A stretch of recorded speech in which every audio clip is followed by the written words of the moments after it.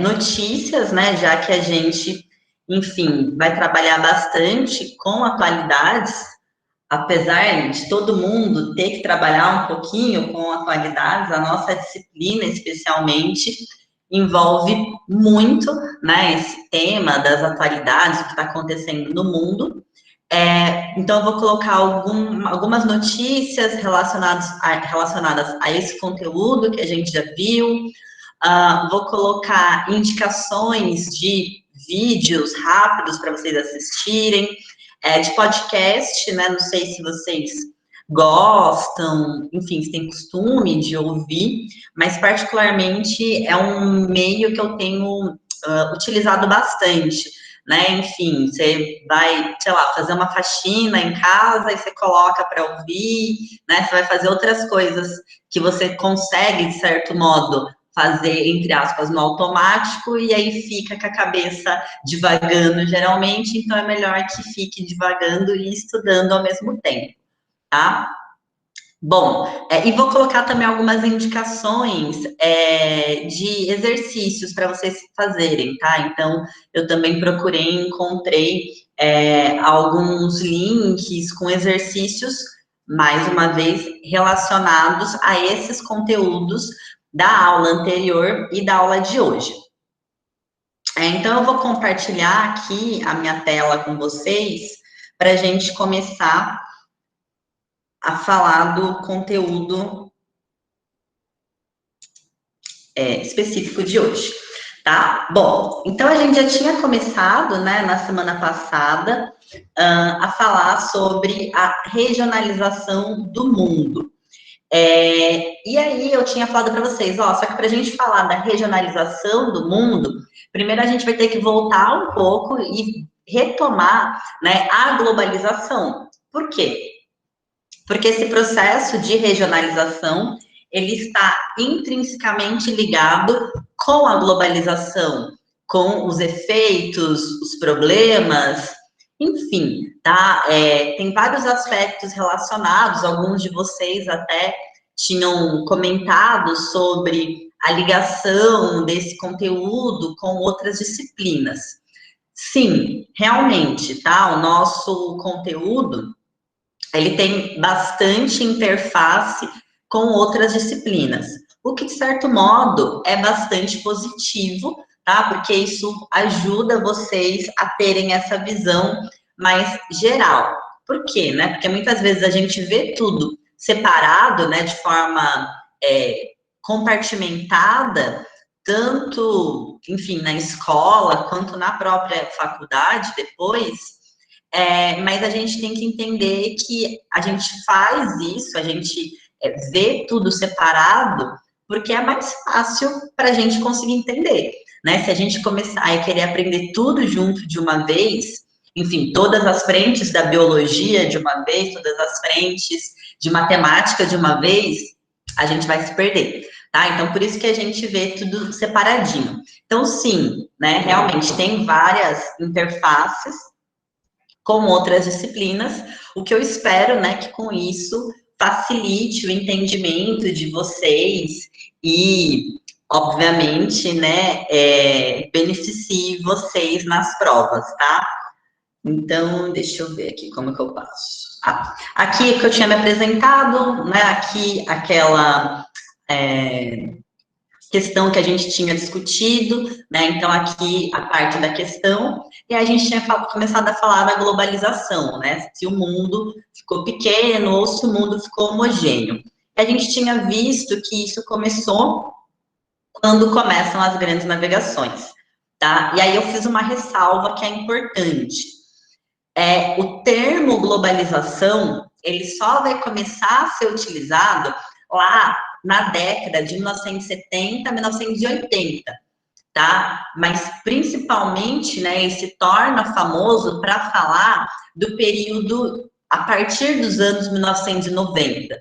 No entanto, hoje em dia, já tem lá estudiosos que acreditam que esse processo de globalização começou realmente com as grandes navegações, tá? Então, eu coloquei aqui essa visão para vocês. Aí vocês podem se perguntar, ah, mas e quando eu estiver na prova, como que eu vou saber qual é a visão que está sendo adotada?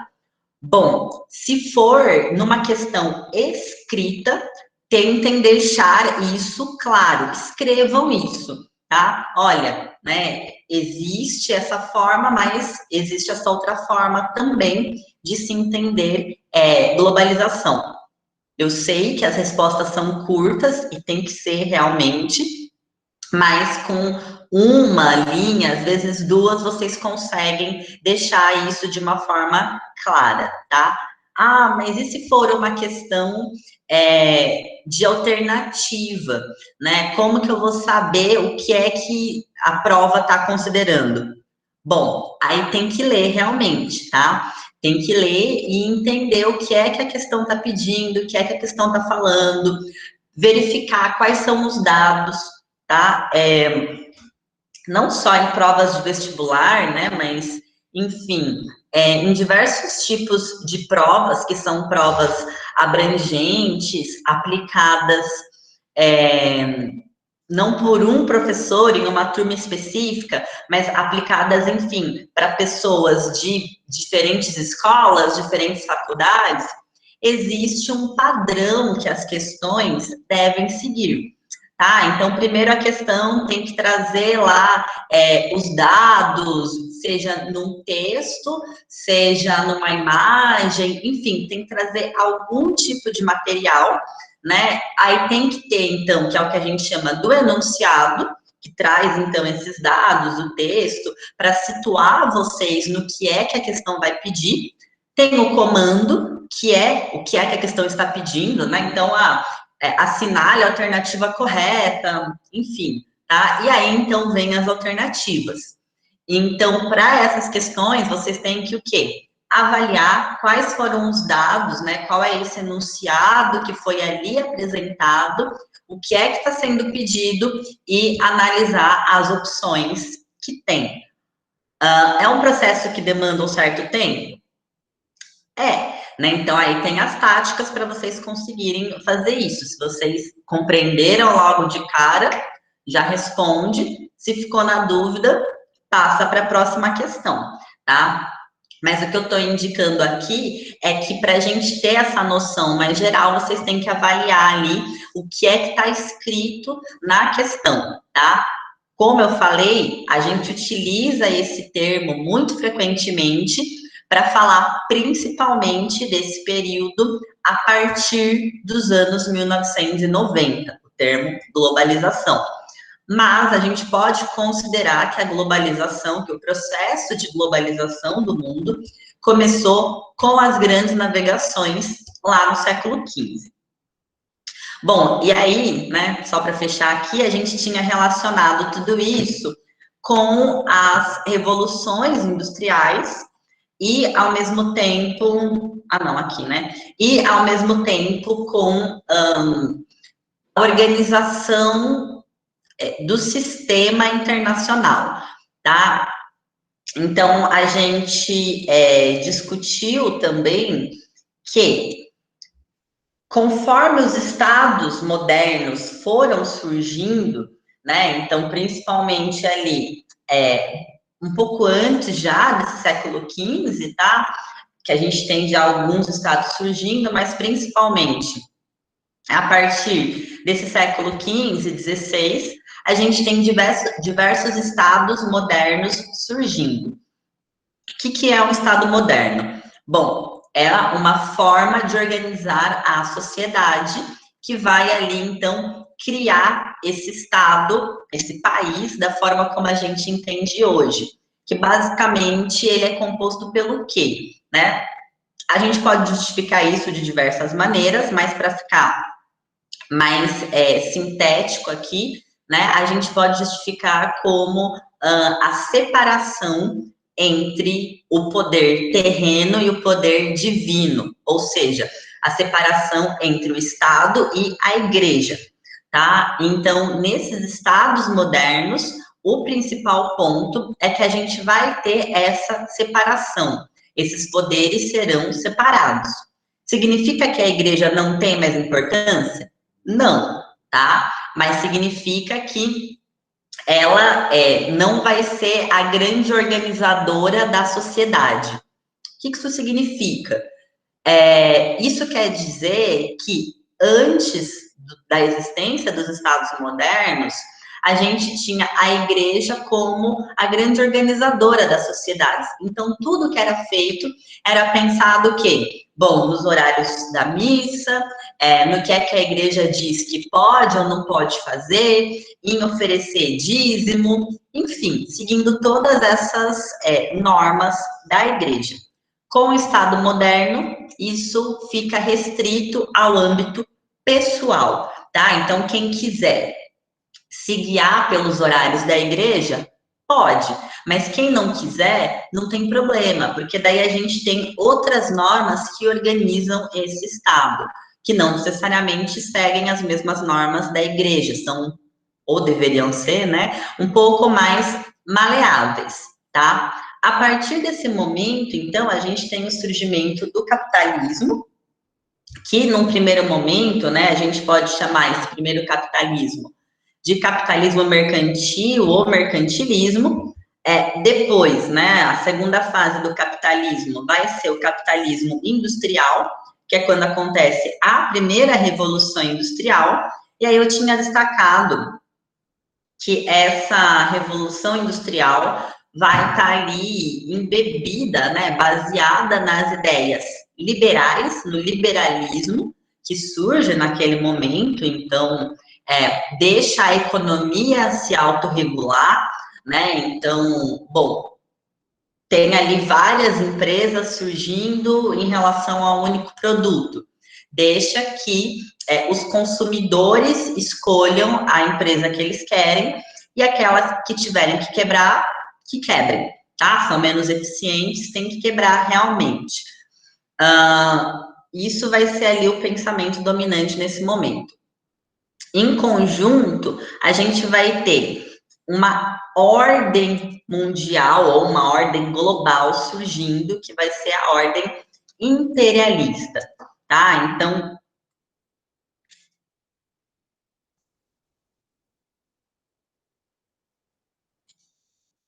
opa, ah, que é esse mapa aqui, né, que a gente tinha visto também, que é o quê? Esse poder global, ele vai estar dividido pela Europa, tá? Então, dentro da Europa, entre os países europeus, todos, não, tá? Mas vários desses países europeus vão ali dividir o mundo em colônias, tá? Então, a gente vai ter uma corrida imperialista, né? A gente pode chamar, que tem até um livro famoso que chama A Era dos Imperialismos, né? Em que a gente tem essa grande corrida por disputa por novas colônias que representam novos territórios, novas matérias-primas, novos recursos naturais, para quê? Para ajudar naquela industrialização, tá? Então, naquele liberalismo, só os mais eficientes, né? Só as empresas mais eficientes sobrevivem, então, consequentemente, tem que todo mundo correr ali para conseguir mais recursos, para conseguir se tornar mais eficiente e sobreviver. E aí, aqui eu tinha mostrado, então, para vocês esse mapa que mostra essa corrida imperialista lá no fim do século XIX, tá? Em que a gente tem, então, esses países europeus buscando colônias na África, principalmente, e na Ásia. Tá? Então, cada cor, né, na legenda aqui no canto esquerdo, cada cor representa um país e suas colônias. O que a gente tem se a gente olhar esse mapa, tá? A gente percebe que existe a França, né, buscando ali conquistar territórios que vão de oeste a leste, nesse norte da África, tá? Então, esse azul escuro aqui, e a gente tem o Reino Unido buscando conquistar colônias, estou pensando só na África agora, tá? De norte a sul na África, que é o tom vermelho.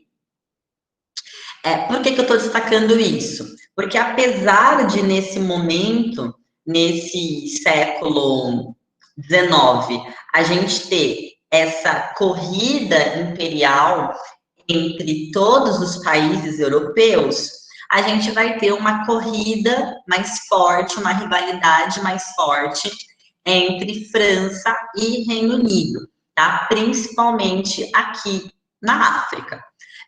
Então, ambos buscavam conquistar a mesma parte do território, que é essa parte do norte, né, da África, buscavam conquistar ao mesmo tempo, então por isso vão estar ali correndo, tá? Então a gente tem essas disputas. O que que vai acontecer? Bom, vai acontecer a Primeira Guerra, que vai ser a tentativa, então, que vai ser motivada, né? Tem muitos autores que colocam isso, que ela vai ser motivada como uma tentativa de redividir, redistribuir esse poder global, tá? Então, tá todo mundo aqui, todo mundo, leia-se, todos os países europeus se industrializando, buscando, então, novas colônias, novos recursos naturais, né, para conseguir se industrializar.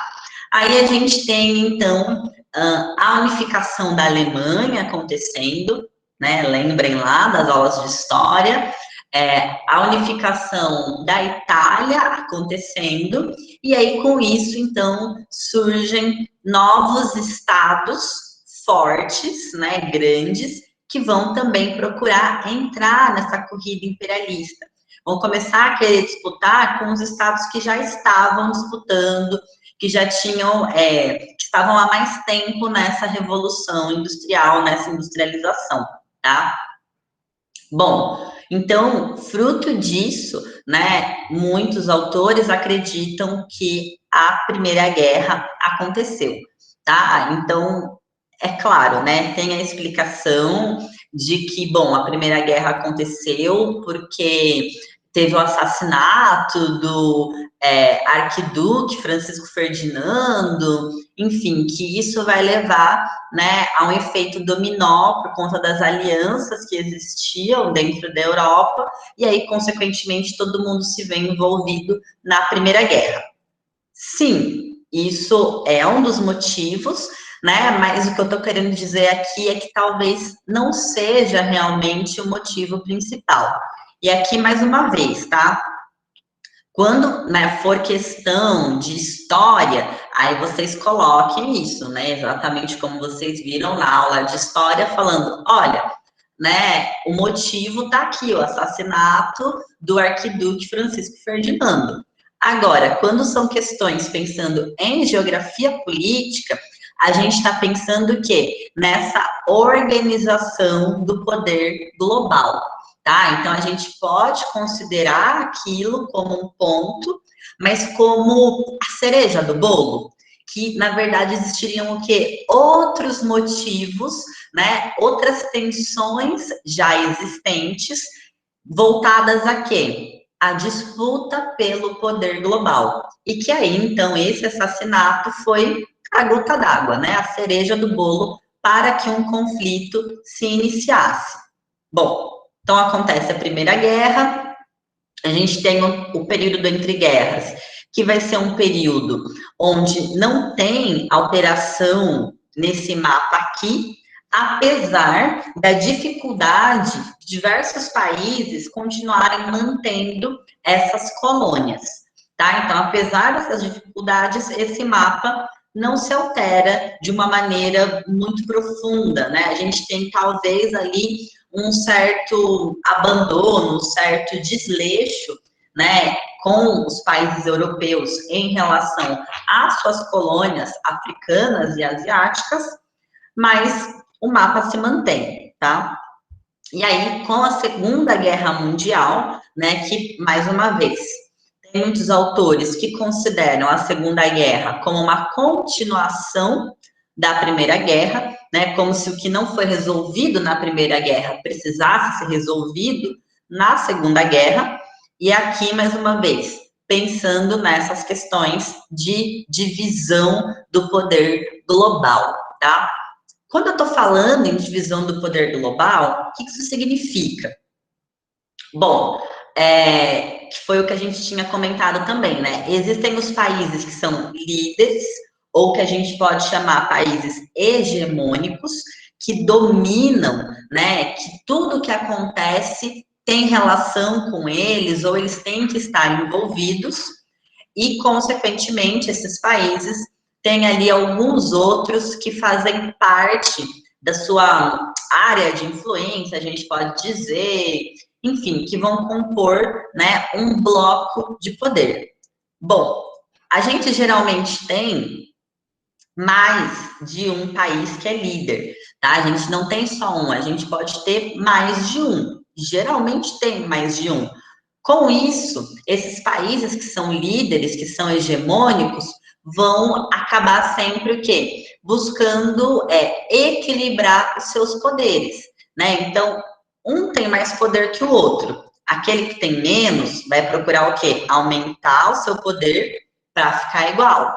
Aquele que tem mais, se o outro se iguala ou chega perto de igualar, vai buscar mais poder. Então, essa ideia aqui dessa disputa entre a França e o Reino Unido na África tem relação com isso, com essa busca por um equilíbrio de poder. Tá? Então, dois países fortes, né, próximos ali um do outro, e que se um conseguisse mais colônia, conseguisse metade da África, ia ultrapassar, ia se tornar mais poderoso. Se fosse o outro, a mesma coisa. Então, eles estão sempre ali atuando, um tentando se contrapor ao outro, contrabalancear o peso do outro, tá?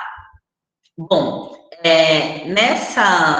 na primeira, né, para a Segunda Guerra, a gente não teve o quê? Essa grande alternância, tá? Por quê? Porque o país que acaba se tornando o grande líder, o grande país hegemônico depois da Primeira Guerra Mundial foi os Estados Unidos, mas ele resolve que naquele momento ele não ia buscar equilibrar poder, que ele não ia assumir esse papel de ser o país hegemônico, tá?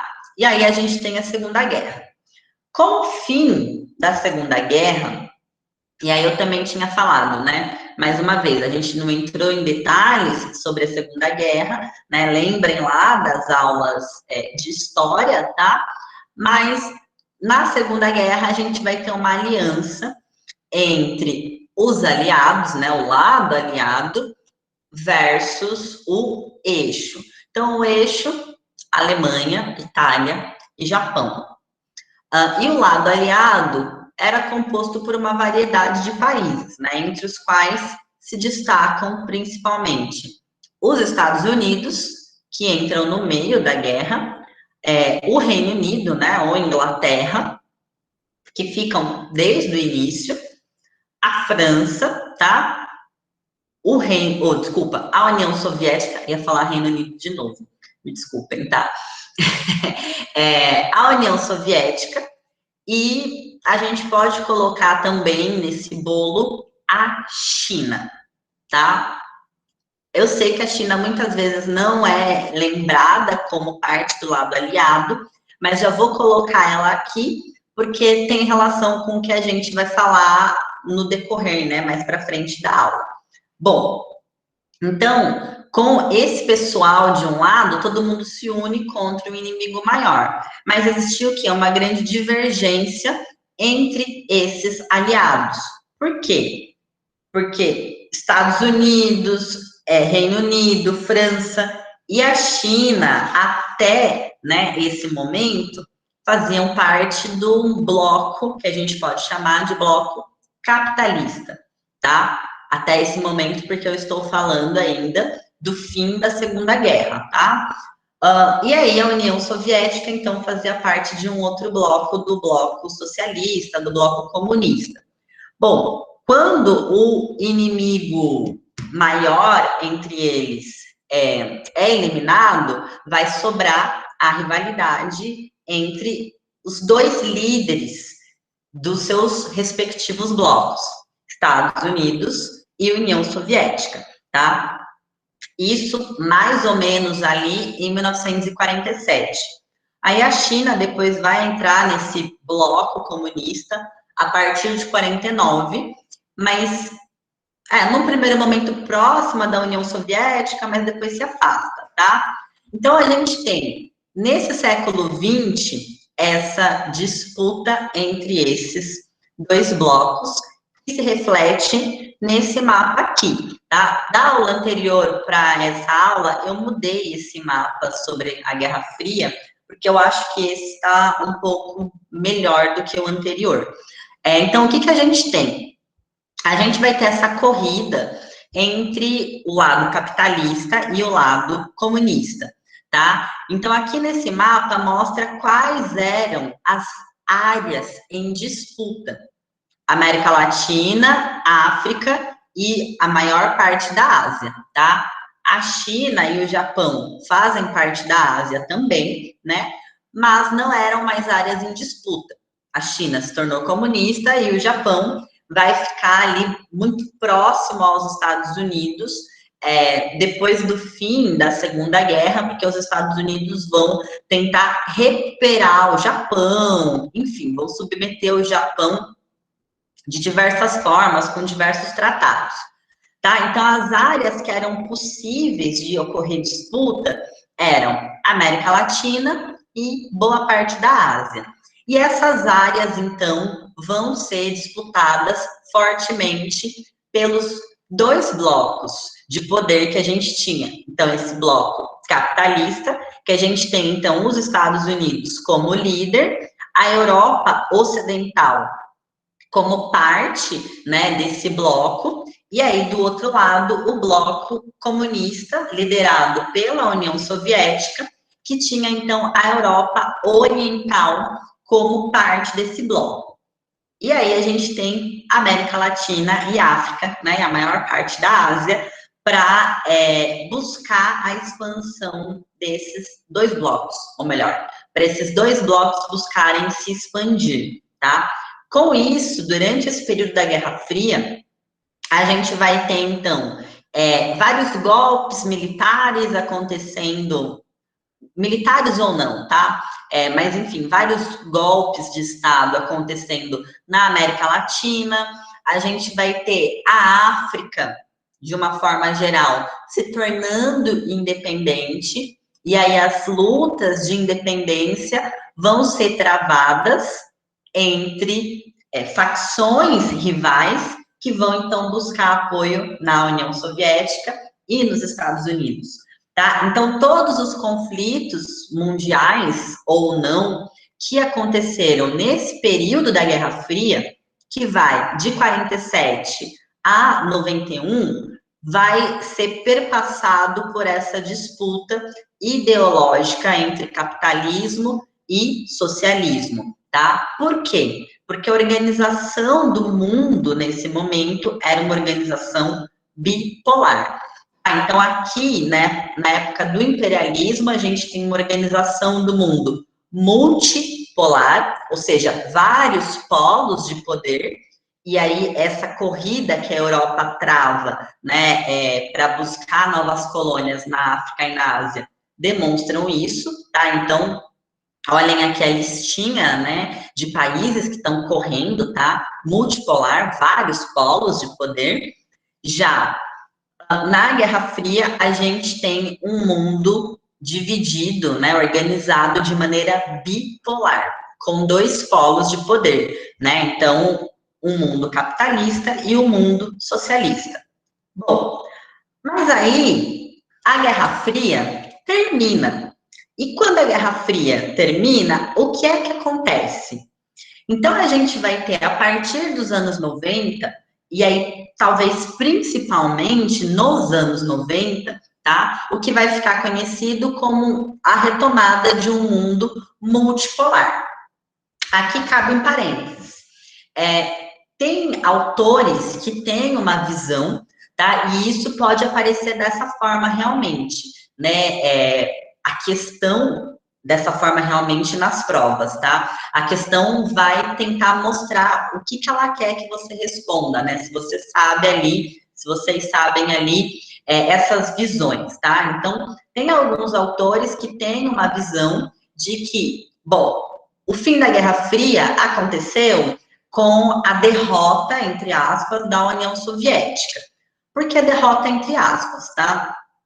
Porque eu costumo fazer analogia dizendo que os Estados Unidos ganharam por WO, né? Então, a União Soviética, ela simplesmente parou de disputar o poder global com os Estados Unidos, e aí, com isso, parando de lutar, saiu do jogo, os Estados Unidos venceram, tá?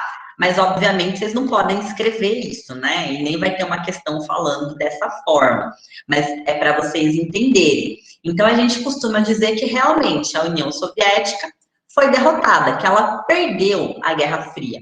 Então, pensando nisso, que os Estados Unidos saíram como potência vencedora, tem alguns autores que vão dizer, olha, Estados Unidos saíram como potência vencedora, então o mundo se tornou unipolar, ou seja, tem um único polo. A visão dos Estados Unidos, a visão ocidental dos Estados Unidos, a visão capitalista dos Estados Unidos, ganhou e dominou o mundo. É um ponto importante para a gente pensar e a gente vai retomar isso daqui a pouco, tá? Porque é exatamente essa ideia, bom, de que os Estados Unidos ganharam, de que o capitalismo ganhou, que vai levar o quê? A regionalização, né? Que a gente veio falando, ó, a gente está voltando para poder chegar na regionalização, tá? Bom, esse é um ponto. Uma outra visão vai falar, olha, o mundo se tornou agora multipolar. O mundo voltou a ter vários polos, não só 2 polos de poder, tá?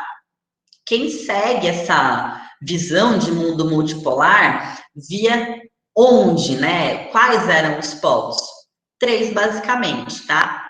Estados Unidos, né? E aí a gente tem, então, a América Latina como área de influência dos Estados Unidos, a Europa Ocidental, e aí a Europa Oriental e a África como área de influência dessa Europa Ocidental, e o Japão, tá? Então, alguns autores vão falar, o mundo é multipolar porque agora existe uma tríade, 3 países com poder, né? E, de certo modo, disputando, embora uma disputa muito menos, como eu poderia dizer, muito menos raivosa, não é um bom termo. Vou pensar, tá? Mas uma disputa muito menos intensa. Isso, intensa é um bom termo. Uma disputa muito menos intensa do que a disputa do período da Guerra Fria. Tá? Então, o Japão ali, né, tendo a Oceania e uma parte da Ásia como sua área de influência. Bom, mas, apesar da existência dessas 2 visões, tá? Vai existir também, né, uma percepção de que agora a disputa não é mais a disputa ideológica, capitalismo versus comunismo. Ou a gente poderia dizer, não é mais a disputa oeste versus leste, tá? Agora a disputa é o quê?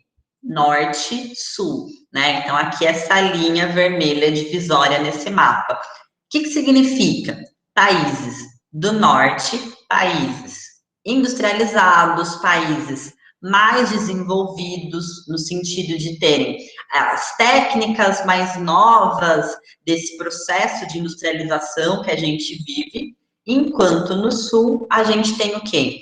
Países menos desenvolvidos, países que a gente pode chamar também, que é o que estava falando aqui nesse outro mapa, né, de periferia, né, então países periféricos, tá, então são países com diversos problemas estruturais, de fome, de miséria, de doenças, tá, tudo isso por quê? Né, porque são países que não participaram das primeiras fases de industrialização, desse capitalismo industrial que a gente estava falando anteriormente, ou melhor, não participaram se industrializando, né? Participaram simplesmente o quê? Oferecendo, né, entre aspas, seus recursos naturais, tá? Então, com isso, óbvio, esses países ficaram defasados nesse processo de industrialização, tá? Então, aqui são três ideias, digamos assim, que começam a ser discutidas, começam a ser pensadas a partir desses anos 90, quando acaba realmente a Guerra Fria. E aí, como eu tinha falado, tá? Juntando essas três ideias, a gente tem esse processo de regionalização aparecendo nesses anos 90 de uma maneira muito forte, né? E como eu também já destaquei, como fuga da globalização, do processo intensificado de globalização com essa vitória do capitalismo, tá? Bom, então o que que a gente tem?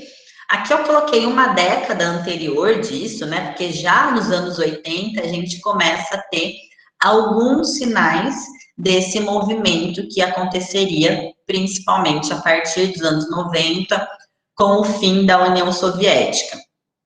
Nos anos 80 a gente vai ter diversas crises econômicas, tá? Então, Estados Unidos viviam uma crise muito forte, cujo termo, né, que fica conhecido mundialmente é estagflação. O que significa? Né? É a junção de dois termos, estagnação mais inflação. Se vocês estão acompanhando o noticiário recente, aqui no Brasil vem se utilizando esse termo para falar sobre o Brasil, enfim, agora desse início de século não, né? De ano de 2021, tá? Até um pouco antes de sair ali, que teve uma retomada de crescimento. Mas isso saiu essa semana, tá? Até então, vinha se falando também que o Brasil viveria esse processo, esse problema, né, de estagflação. A estagnação, ou seja, o país não cresce, mas a inflação aumenta. Qual o problema da inflação aumentar? Bom, o problema é que as coisas que a gente quer comprar ficam mais caras, mas o nosso salário aumenta? Não, tá? E aí, como que a gente faz para comprar? Aí a gente tem que começar a fazer escolhas, né? Então, se antes a gente podia comprar, né, comer, sei lá, um lanche todo dia, agora o nosso salário não dá mais para comprar um lanche todo dia. Por quê? Porque o lanche aumentou o preço, então a gente tem que comprar menos, tá? Então, isso era um problema nos Estados Unidos nesses anos 80. Por que que eu tô falando isso? Porque esse problema dos Estados Unidos, né, aqui é um ponto importante que a gente tem que ter em mente, como os Estados Unidos são esse país líder, esse país hegemônico, dentro desse processo capitalista, desse processo de globalização que a gente vive, o que acontece nos Estados Unidos influencia o mundo todo, influencia a gente também, tá?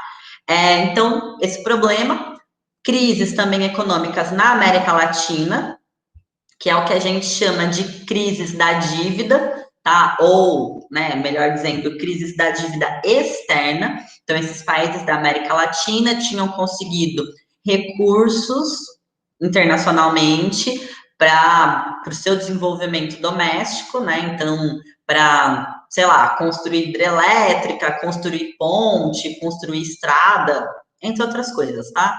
E aí, com o problema nos Estados Unidos, o valor do dólar sobe, né? Para pagar esses recursos emprestados internacionalmente em dólar, e aí não dá muito certo, né? Também vai ser mais difícil para pagar, tá? Para conseguir pagar esses empréstimos. E na Ásia também. Aqui, principalmente, né, nesses anos 80, a gente vai ter crise no Japão e em alguns países que a gente chama de tigres asiáticos. Calma, tá? A gente vai ter um pouco mais para o fim do ano, mas aulas específicas para a gente falar sobre isso no Japão, nos tigres asiáticos. Bom, na tentativa, então, de organizar tudo isso, Nos anos 80, vai ser pensado, né, vai ser assinado o que fica conhecido como Consenso de Washington, que é basicamente ali uma diretriz, são 10 pontos, que os países deveriam seguir se quisessem ter dinheiro, né, se quisessem receber dinheiro do FMI. O que é o FMI? FMI significa Fundo Monetário Internacional. Então, é basicamente um lugar onde os estados vão lá e falam: olha, eu preciso de dinheiro, pegando o exemplo que eu dei, né, para construir uma estrada no meu país. Por quê? Bom, porque eu preciso escoar mercadoria, sei lá, tá? Qualquer justificativa, né? Obviamente aceita, né? Tem várias justificativas aceitas pelo FMI. Então, eu preciso fazer uma estrada, mas eu não tenho dinheiro. Você pode me emprestar? O FMI vai falar, posso, tá? Mas deixa primeiro, né, eu verificar qual é o seu histórico. É mais ou menos se a gente estivesse pedindo um empréstimo no banco, né? Então, a FMI vai lá olhar. Bom, deixa eu ver aqui se você tem condição de me pagar. Ah, olha, do jeito que tá, você não tem condição de me pagar. Você tem que fazer isso, isso e aquilo, né? Melhorar nas suas contas públicas para eu poder te emprestar esse dinheiro, tá? E aí o FMI vai dizendo: bom, mas como que o FMI tem dinheiro? Os países que fazem parte do FMI têm que contribuir com o FMI, tá? Então, basicamente, os países fazem contribuições para o FMI, essas contribuições são de acordo com o tamanho do país, o tamanho econômico, né, o tamanho da economia do país, tá? Então, não é, sei lá, as Bahamas e os Estados Unidos pagam a mesma coisa. Não, é proporcional ao tamanho do país, mas para receber esse dinheiro, o país tem que seguir ali alguns critérios que o FMI coloca.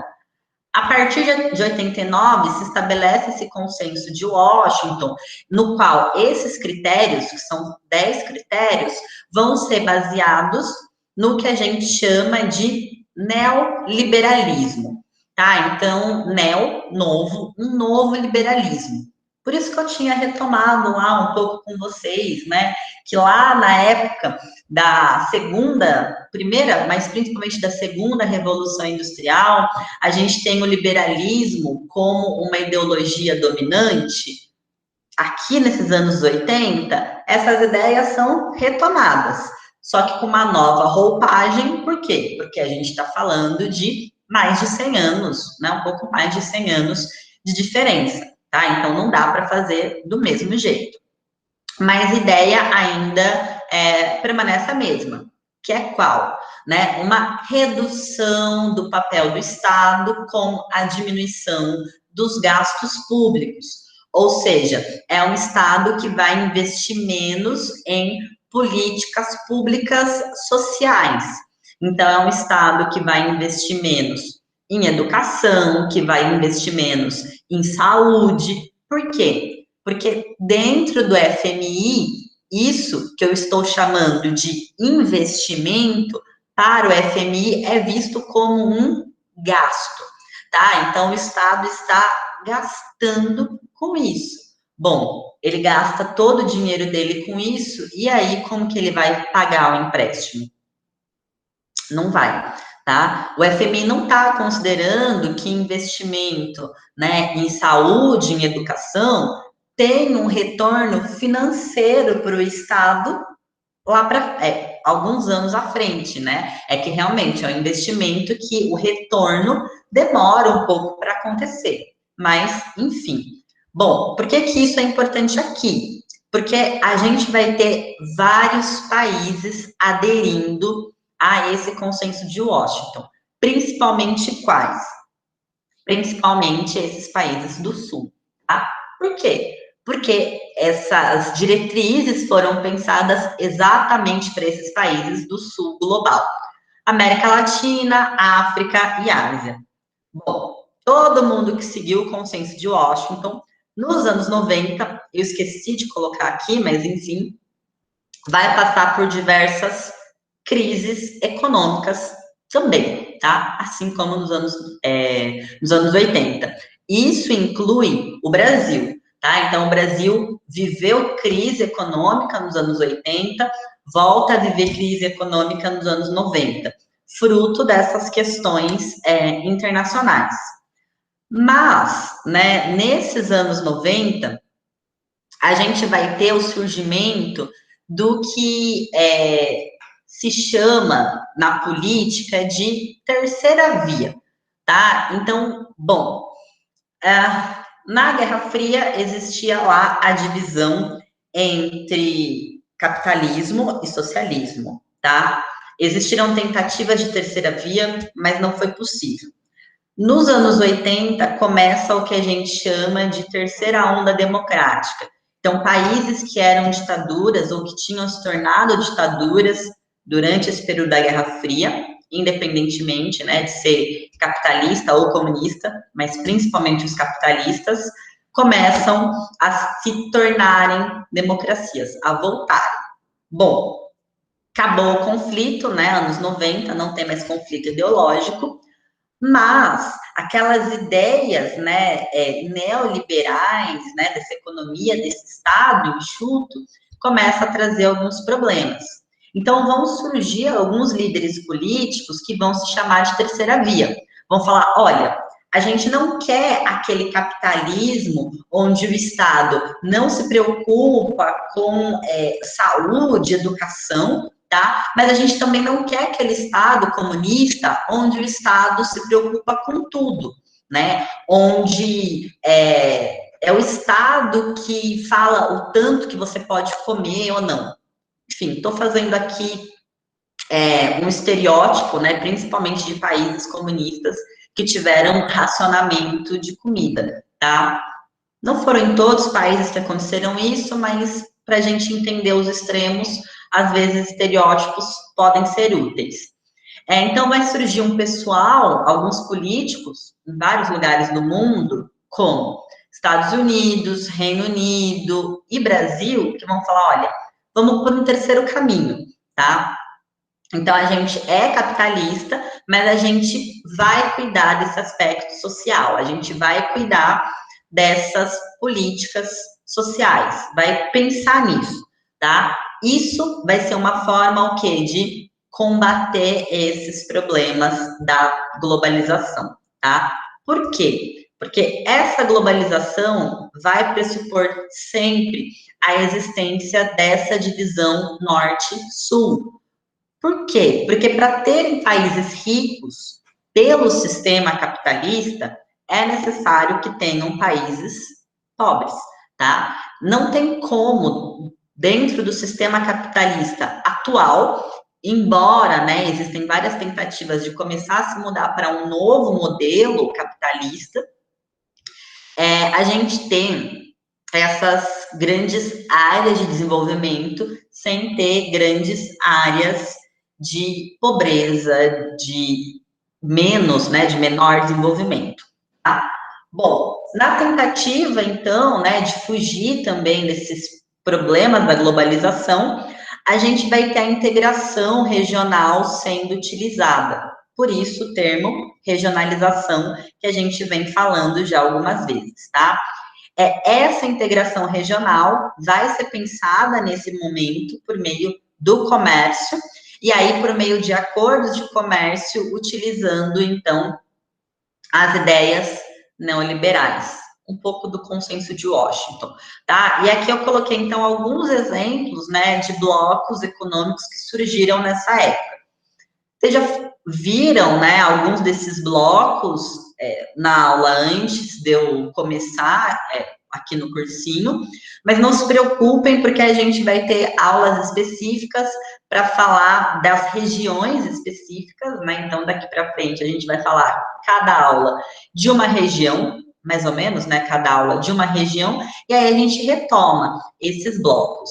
Bom, nos anos 2000, com, então, essa terceira via, a ideia dessa terceira via, né, de que era possível manter o sistema capitalista, mas pegar aquelas questões de proteção social do comunismo, a gente tem novos blocos também regionais surgindo, mas esses blocos vão se pautar muito mais por conta dessas ideias, tá? Dessa tentativa de combater os problemas da globalização, se atentando, então, para questões sociais e políticas, tá? Então, vai ser uma aproximação, muitas vezes, via ideias.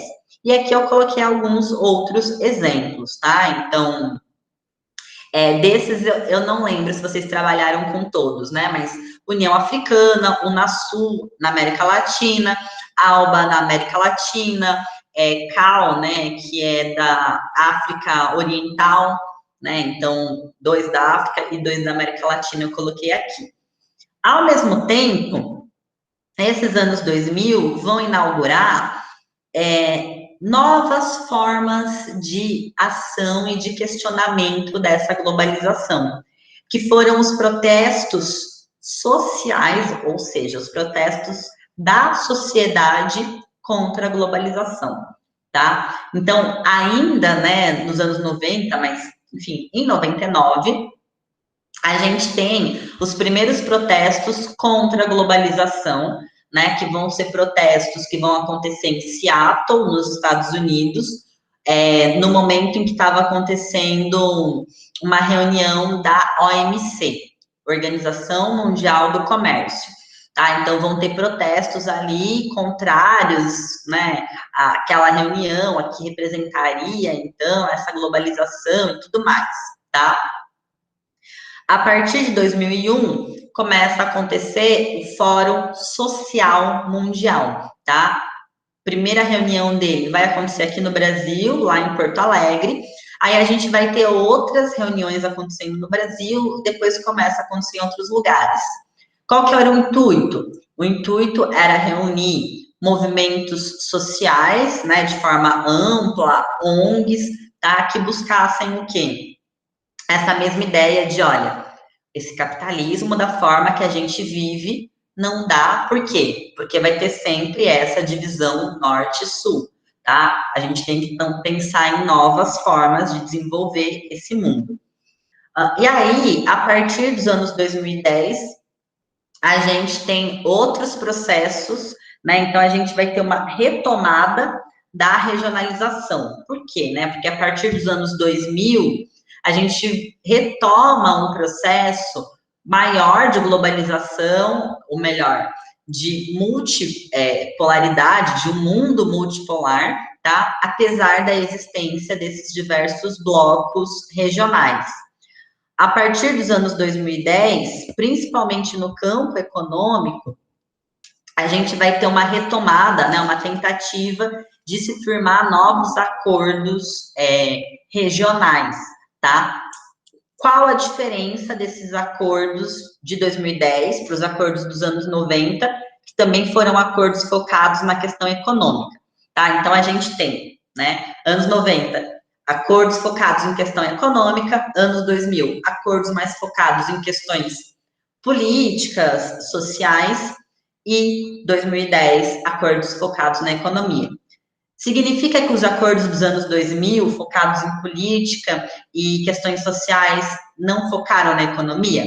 Não, tá? Mas a economia passa ao segundo plano. Agora, os dos anos 90 e dos anos 2000, enfim, as questões sociais e políticas vão ficar bem para baixo, né? Qual que é a diferença? Né? Os dois são econômicos, anos 90 e anos 2000. A diferença é o tamanho das regiões, tá? Nos anos 90, são regiões pequenas, tá? Realmente regiões, né? Então, lugares adjacentes. Anos 2010 é o que a gente chama de mega acordos regionais, ou como eu coloquei aqui, mega regiões, tá? Então, a gente vai ter, por exemplo, a Aliança do Pacífico, que vai reunir Chile, Peru, Colômbia, México e aí vários países da Ásia, tá? Então, a região é o quê? O Oceano Pacífico. Olha o tamanho do Oceano Pacífico. Aí tem também, não, desculpa, esse é o Transpacífico, né, que é o TPP, tá? A Aliança do Pacífico são só os 4 países latinos, mas, enfim, é uma região bem grande, porque o México está na América Latina, mas está fora da América do Sul, onde estão os outros, tá? E o TTIP é o transatlântico, né, que vai reunir, então, Estados Unidos, Canadá e Europa.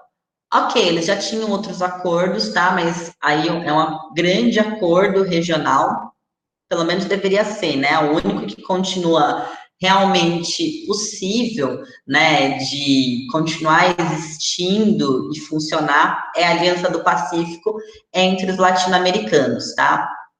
O TPP e o TTIP, né, o Transpacífico e o Transatlântico, com a saída dos Estados Unidos lá no início do governo Trump, não tem mais avançado tanto, tá? Então, a ideia de regionalizar, mas tendo, às vezes, o oceano, né, o Oceano Pacífico e o Oceano Atlântico como as grandes regiões, os grandes lugares dessas regiões existirem, tá?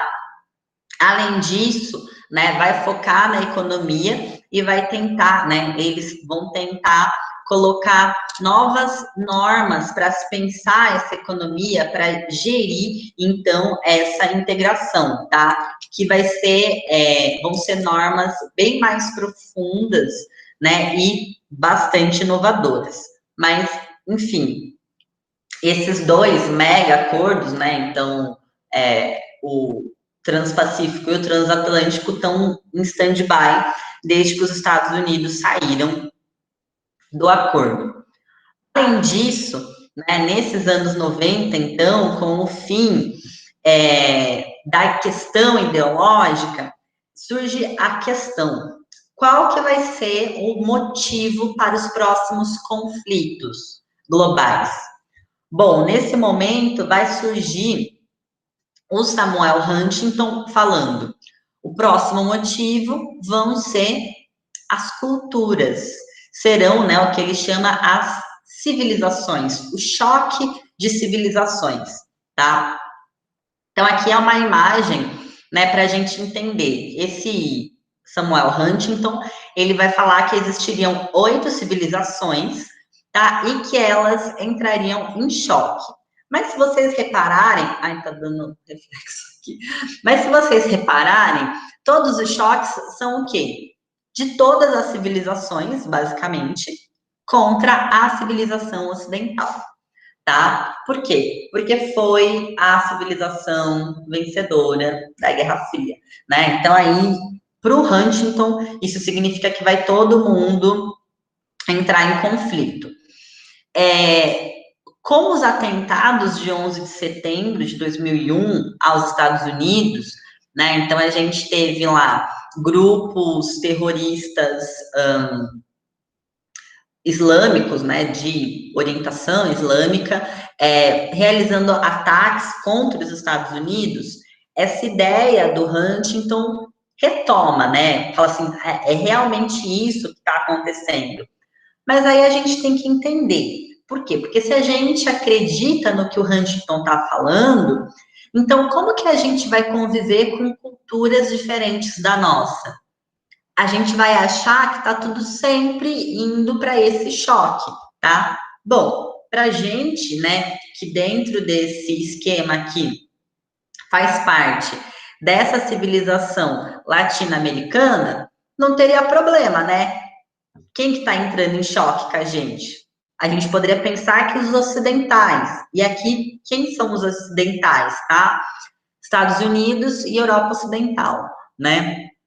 Mas a gente também está ali tentando lutar, entrando em choque com eles, tá? Mas a gente vai sempre entrar em choque? Não. Mas, por outro lado, né, a gente tem ali, muitas vezes, a gente entrando em choque com outras culturas. Da mesma forma que a gente tem outras culturas que não só árabes, muçulmanos, entrando em choque com essa civilização ocidental. Mas aí a gente pode pensar, a gente vai entrar todo mundo, né, que faz parte da América Latina, ou que é islâmico, vai sempre querer ter essa vontade de derrotar a civilização ocidental? Não, tá? Então, a gente tem que entender que, claro, essas questões culturais têm algum tipo de relevância, mas que não necessariamente vão ensejar esses conflitos, né, como o 11 de setembro poderia pressupor, tá? O que a gente vê, que a gente vai discutir nas próximas aulas também, é que tem muitos lugares, né, que vão ter o que a gente chama de xenofobia contra estrangeiros, tá? Seja porque tem esse estereótipo de terrorista, seja porque tem estereótipo de ser, sei lá, bandido, tá? Por exemplo, né, o estereótipo de latino-americano, entendam, tá? A gente também é visto como latino-americano, né? A gente brasileiro, às vezes a gente não se considera, né? Mas a gente também é visto assim, tá? Com o estereótipo de ser bandido, né? De ser imigrante irregular, de ser prostituta, tá? Então, a gente também carrega estereótipo. Às vezes a gente acha que só o outro é que tem, mas a gente também carrega esses estereótipos quando a gente sai do nosso país, principalmente indo para essa civilização ocidental. Por quê? Porque aí a questão não é tanto do choque de civilizações, mas é muito mais aquela divisão norte-sul, tá?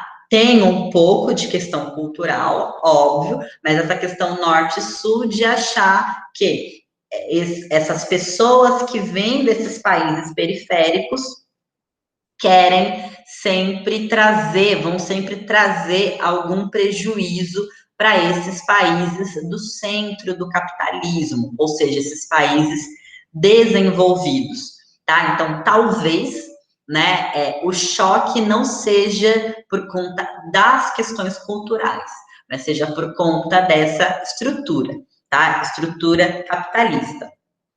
Bom, e aí retomando, né, os motivos pelos quais a gente tem essa regionalização acontecendo, eu coloquei essa charge para vocês, tá? Então, a gente tem aqui, né, os símbolos de diversas empresas, né? Então, McDonald's, Pepsi, Google.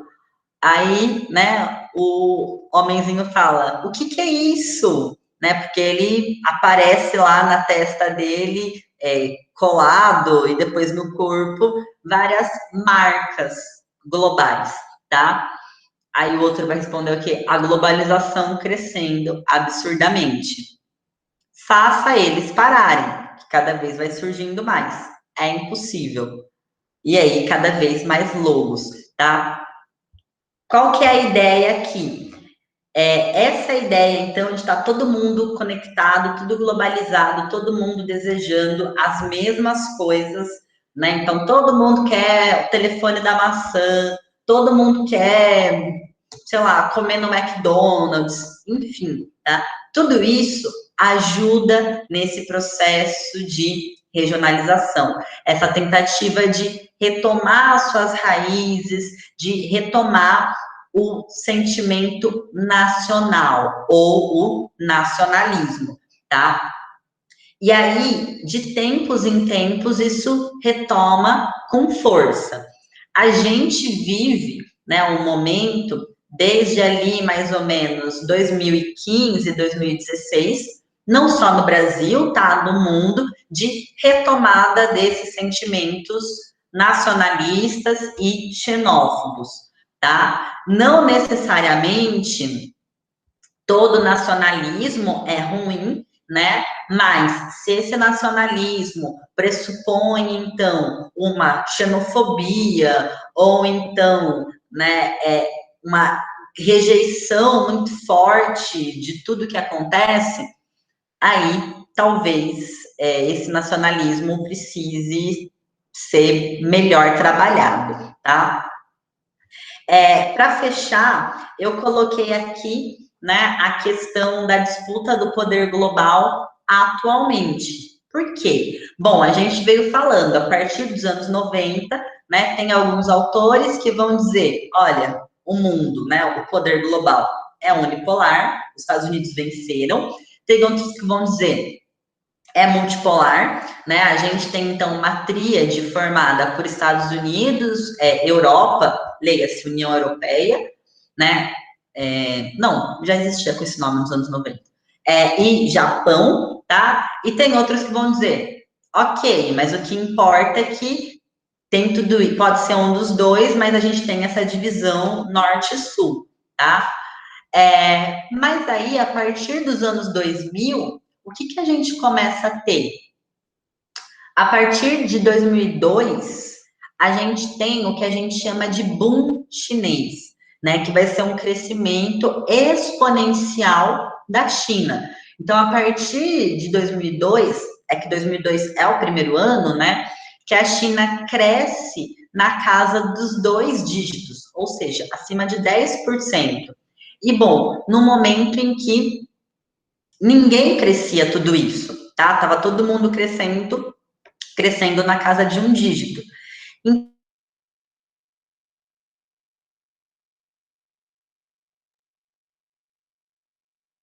Né, de líder. Durante os anos 2000, como eu tinha falado, a gente vai ter, de certo modo, muito mais, né, um poder global multipolar, tá? Então, a gente tem diversos blocos para pensar nisso, como o G20 financeiro, tá? Então, o G20 financeiro reúne as 19 maiores economias do mundo, mais a União Europeia. Então, tem países que compõem a União Europeia que tem, digamos assim, 2 votos, tá? E que daí a gente vai ter, então, a China sendo parte. Então, o mundo vai ser pensado mais dessa maneira. Porém, como eu falei, a partir de 2015, principalmente, a gente tem. Bom, na Europa isso já começa um pouco antes, tá? Ainda ali no início dos anos 2010, mas a gente vai ter cada vez mais uma volta de um nacionalismo muito forte, de uma xenofobia muito forte, tá? E aí, nesse momento, né, a gente vai ter, de uma maneira mais clara, 2 grandes poderes globais, os Estados Unidos e a China, tá? Pensando aqui, principalmente em termos econômicos.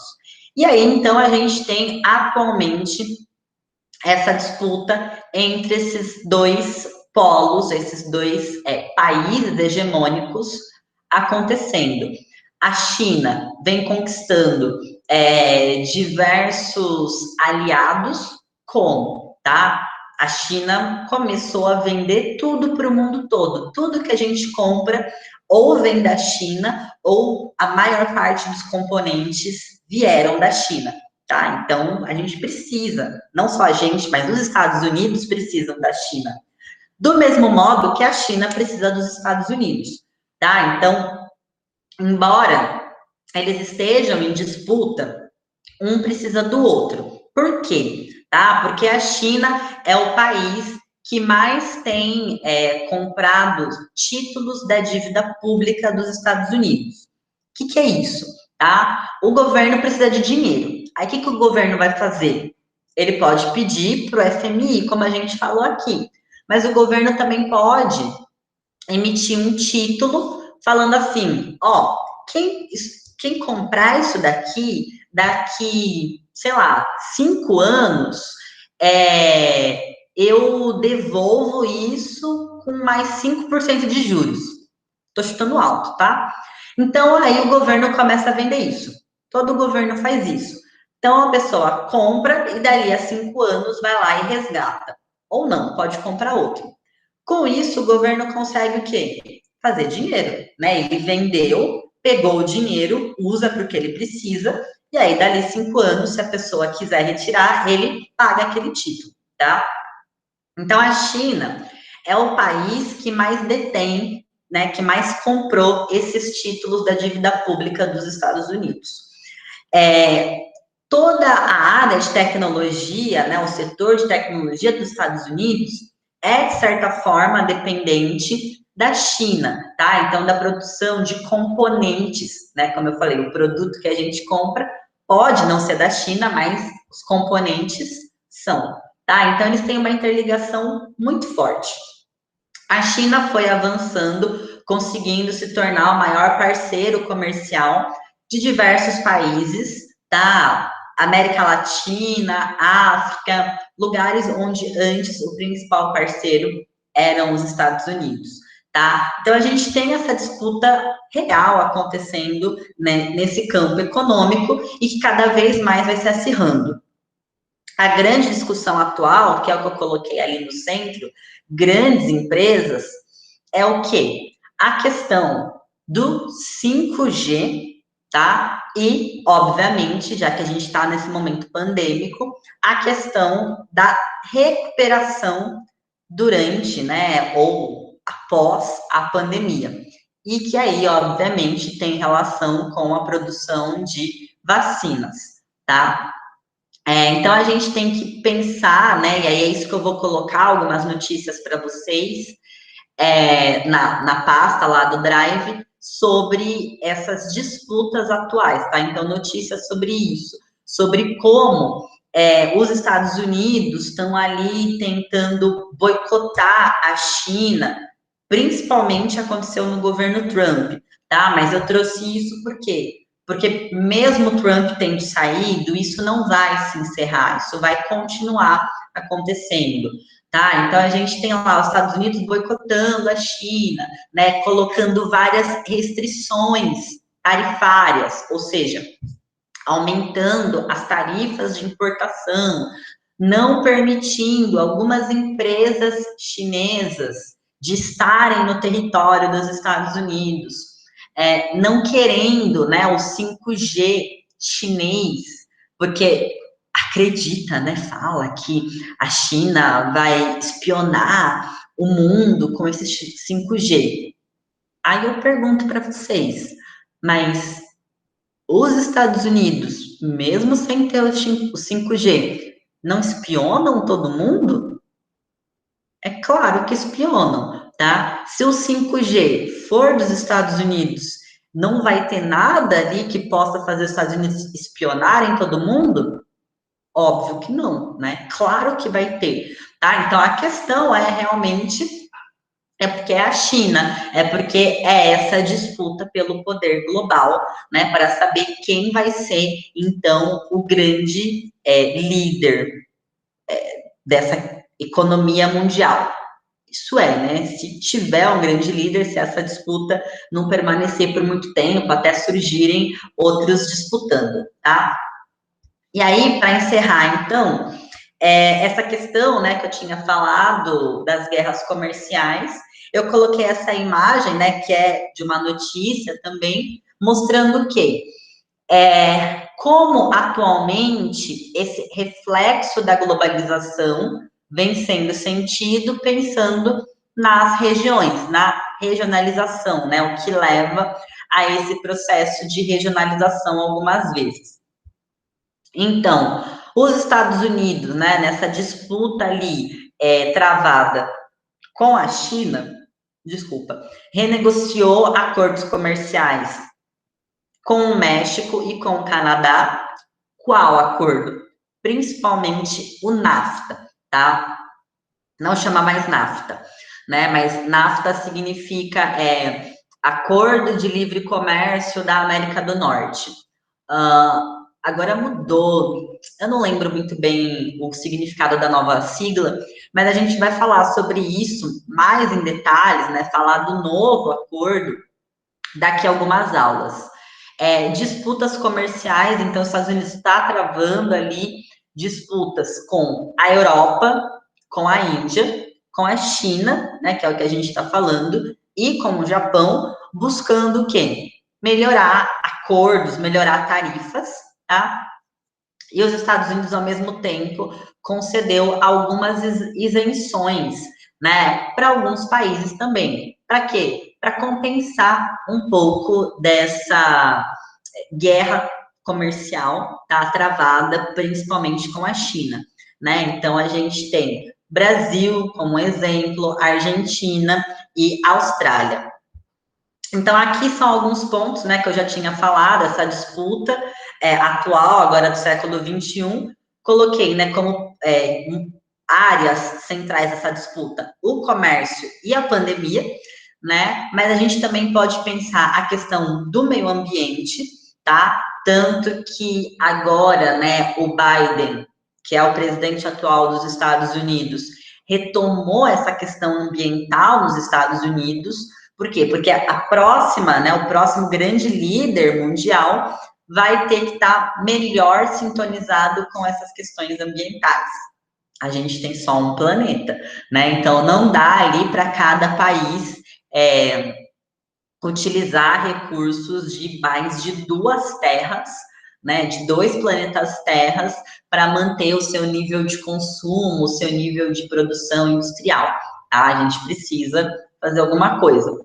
Obviamente, né, que nós, em países periféricos, temos um pouco menos de força, mas a gente também precisa fazer, né? O Brasil também precisa fazer. Ponto. A questão das ideias, né? Então, tem também um pouco dessa discussão sobre China ser comunista, Estados Unidos capitalista, liberdade, enfim, tá? Mas a gente também vai discutir isso um pouquinho mais para frente, principalmente quando a gente for falar dessa ascensão da China, tá? E aí a gente vai ver, né, que realmente a China é um país com um regime político fechado, mas a gente chamar a China só de comunista, ou melhor dizendo, a gente dizer que a China não é capitalista, não é tão correto assim, tá? Bom, é isso, né? Sei que falei bastante, mas acho que eu fiquei dentro do tempo. E aí, então, se vocês tiverem alguma questão, quiserem fazer algum comentário, podem ficar à vontade. Um boi desenhado?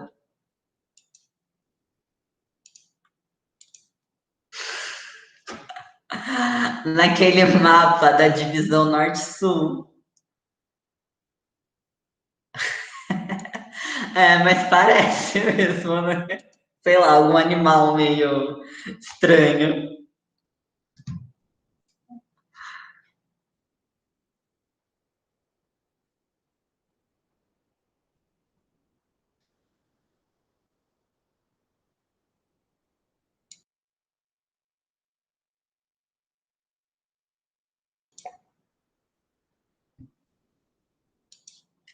Tudo certo, então, gente?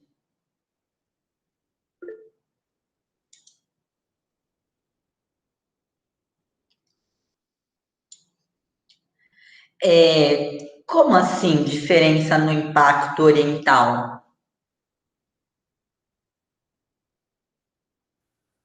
Porque, tipo assim, a, a gente geralmente, assim, o Ocidente se espelha muito na parte da Europa, ou a gente aqui espelha muito na América do Norte. Só que, tipo, de uns anos pra cá, a cultura oriental em si, ela vem em peso. Tanto é que, tipo, até mesmo algumas metodologias de escola copiam muitas coisas do Japão ou da Coreia. Vai ter, tipo, alguma diferença econômica nisso, um impacto, sei lá, um impacto mundial, porque tá meio que se direcionando para o Oriente a atenção que era do Ocidente. Acho que eu entendi, tá?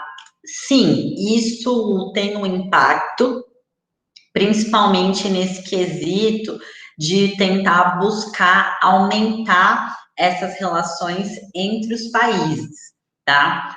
Mas todos os países sempre vão tentar colocar um pouco, ou melhor, levar um pouco da sua cultura para outros países, com o objetivo de facilitar principalmente essas trocas comerciais, uma aproximação entre os países.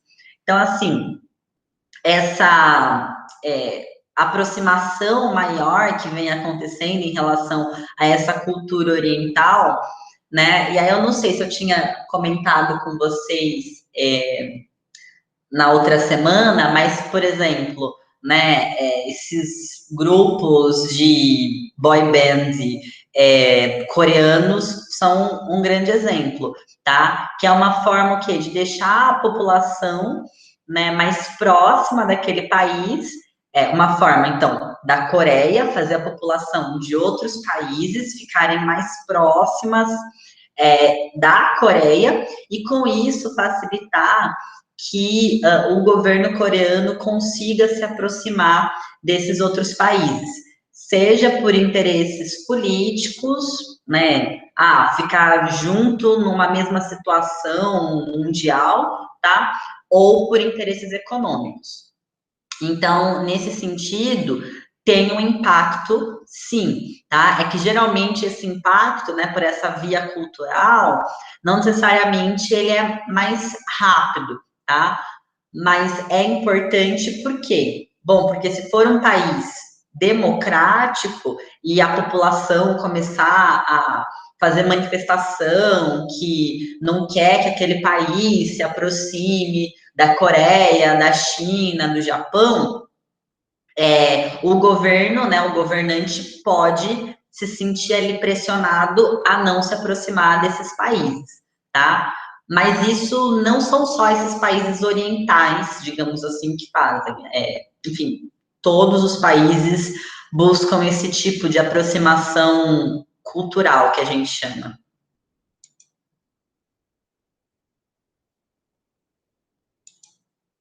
Era isso, Ah, sua? entendi. Era isso. Obrigada. Ah, e mais uma coisinha. Pro, você pode fazer uma aula explicando, por favor, todas aquelas siglas de blocos econômicos, essas coisas? Sim, eu vou colocar de novo, né, aqueles blocos econômicos quando a gente for falar das regiões, tá? Ah, beleza. Então, se eu não me engano, a nossa próxima aula, eu acho que começa falando sobre União, sobre a Europa. Então, eu vou pensar, falar da construção da União Europeia e tudo mais, para a gente vir caminhando para questões, né, problemas que aconteceram, questões atuais, para ir relacionando esses pontos. Tá? Então, eu vou retomar todos aqueles de alguma maneira. Ah, beleza, obrigada. Tá? Mas, obviamente, né, se ficar faltando alguma coisa, a gente pode combinar depois, sei lá, alguma aula extra, alguma coisa assim, tá? Mas eu vou tentar retomar tudo nas aulas das regiões específicas. Ah, entendi. É porque, tipo, tanto os blocos quanto esses tratados, tipo, de Washington, eu vi muito, assim, muito superficialmente na escola e sempre que cai questão eu nunca sei responder. Não, a gente retoma, assim. Beleza. Mais alguma coisa, gente?